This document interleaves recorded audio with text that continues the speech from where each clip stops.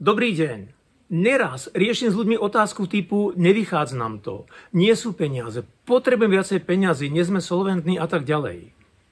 Samozrejme, ak to nevychádza, tlačiť na výsledky, tlačiť na výkon je správna cesta. Ale k solventnosti chcem povedať teraz jeden komentár. Solventnosť, prosperita, hovoríme tomu ako len chceme, nie je o tom, aký máte príjem, ale o tom, ako s ním naložíte. Inými slovami, ak si dnes firma, rodina, človek kupujú veci, ktoré naozaj nutne nepotrebujú, časom možno budú predávať veci, ktoré pre život potrebujú. Solventnosť ako taká je v prvom rade o veľkej disciplíne a o schopnosti povedať nie v oblasti nákupov a nákladov. Malé cvičenie, malý tip na záver.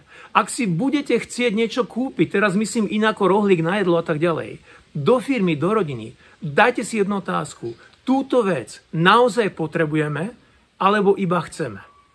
To je prvé kritérium, ktoré môže spôsobiť, že budú výdaje menšie, ako sú vaše príjmy. Držím palce.